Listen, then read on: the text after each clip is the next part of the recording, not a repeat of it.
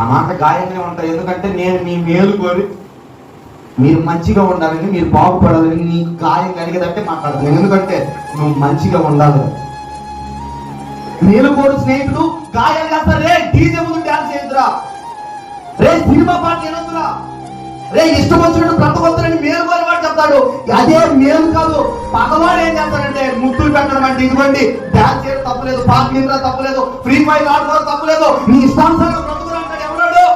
పగవాడు. మేలు కోరేవాడు రే అలా చెయ్యొద్దురా, అది తప్పురా, అది ఒక రోజు నిన్ను నరకాన్ని చేసుకుపోతారని ఈ గాయాలు చేసేవాడేమో మేలు కోరేవాడు.